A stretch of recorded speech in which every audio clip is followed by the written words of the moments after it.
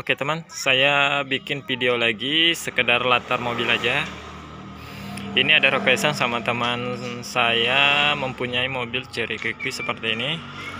Ini mobil Cherry Kiki teman ya, bukan mobil Agya. Ini hanya modifikasi. Oke, itu bisa dilihat dari spion dari ini. Ini mobil Cherry Kiki ya. Ini bukan mobil Agya. Ini saya mau bercerita tentang hematnya, iritnya ya. Karena mobil teman saya yang minta di videoin itu katanya boros. Jadi saya mau bandingkan sesuai dengan pengalaman saya. Karena terus terang saya bukan orang bengkelan temannya. Saya hanya seorang kreatif aja yang suka tantangan ya dari perbengkelan, mulai dari mobil, elektronik dan lain-lainnya. Dan saya juga tidak pernah belajar di sekolahan ya. Ini saya hanya mencari pengalaman di YouTube juga dan pengalaman diri sendiri mengelola sesuatu yang saya kerja. Begitu temannya. Oke, pertama mobil Cherry Kiki ini hemat bagi saya, tapi tidak sehemat dengan motor temannya. Jangan disamakan dengan motor. Hematnya mobil Cherry Kiki ini sehemat mobil yang lain. Seperti mobil yang satu ini adalah Xenia, hemat. Sehemat itulah hematnya mobil ini. Jangan dianggap karena ini mempunyai 3 silinder, yang itu 4 silinder, cc-nya beda, tapi maunya hemat seperti ini. Hematnya ini. Kalau bagi saya enggak ya, kita salah kalau menilai seperti ini. Karena ini memang rendah cc-nya teman, tapi kekuatannya itu seperti kalau dia jalan itu seperti orang yang terpaksa ya, begitu ya, agak kepaksa sedikit lah. Kalau dibanding ini memang cc-nya tinggi, tapi dia tidak kepaksa jalan. Jadi mesinnya itu ringan walaupun cc-nya tinggi. Jadi kalau masalah hematnya bagi saya sama aja teman. Ini sedikit memakan BBM, tapi dia agak kepaksa sedikit jalan, sehingga BBM-nya juga sama pemakaiannya dengan Xenia ini. Begitu temannya. Mungkin sudah dipahami. Tapi yang pertamanya, saya miliki mobil ini memang boros bagi saya. Karena mungkin masih banyak ya kotor alatnya atau gimana. Nanti saya jelasin. Tapi yang pertamanya memang ini saya boros, saya rasa. Tapi setelah ada perbaikan sedikit, alhamdulillah semuanya bagus, irit kembali ya. Yang pertama saya perbaiki itu kita bahas dulu dari knalpotnya temannya. Ini saya punya knalpot racing sama standar ya. Kalau menggunakan knalpot racing itu tarikannya enteng banget, bagus.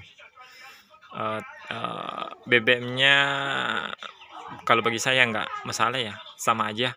Standar memang lebih irit dibanding racing teman, tapi tarikannya itu lemot banget, lambat sekali. Oke teman, maaf ya, ini videonya saya seperti ada jeda-jeda temannya, karena kebetulan saya menjual juga di rumah nih. Ini buktinya, saya menjual juga di rumah sambil saya bikin video di sini teman. Apalagi ya tadi sambungannya, hematnya ya. Untuk hematnya dari knalpot itu saya sudah bilangin tadi ya, kalau standar itu agak lemot ya, lemot tapi agak hemat memang. Yang pertama itu baru kita harus memperbaiki seringan mobil teman. Ini pertama saya beli namanya mobil masih standar ya, seringannya tidak pernah diganti. Ini saya ganti yang baru, seringan udaranya ya. Itu ada perubahan sedikit, sudah agak bagus, nyalanya juga mesinnya sudah bagus. Dan yang kedua untuk sensor-sensornya itu masih bagus semua ya teman ya. Karena kalau ada sensor yang mati itu faktor dari borosnya juga mobil, teman. Jadi kalau ada sensor mobil itu yang mati, diusahakan dihidupkan kembali, teman ya. Jangan dibiarin, karena itu bisa membuat bensin jadi boros. Itu yang kedua. Dan yang ketiga, bagian mesin itu aja ya. Seringannya harus diperhatikan. Dan untuk throttle bodinya, kalau jarang dibersihkan, diusahakan dibuka, dibersihkan, temannya. Itu aja, jaga kebersihan aja ya bagian mesinnya, itu aja. Yang ketiga sensor, dan keempat itu adalah busi pembakarannya ya. Businya itu diusahakan dicek. Kalau memang businya perlu diganti, itu diganti, teman, karena pengapian juga faktor dari sebuah hematnya mobil. Jadi perlu diperhatikan businya juga.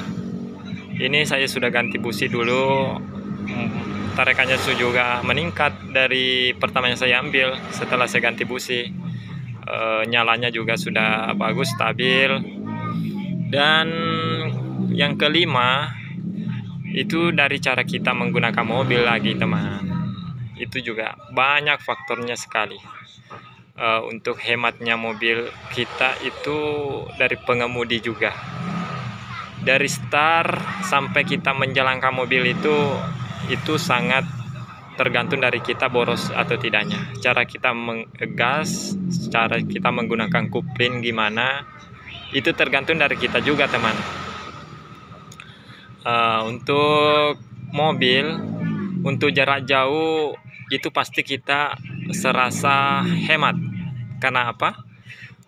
Gasnya begitu terus, jarang ngerem, mobil tidak pernah jarang direm ya.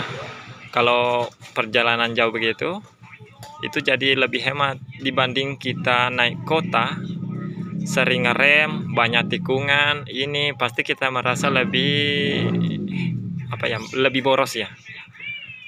Begitu.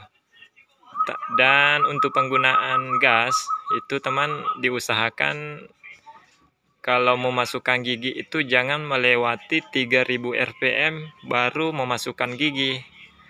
Yang minimalnya itu 2500, giginya masuk lagi.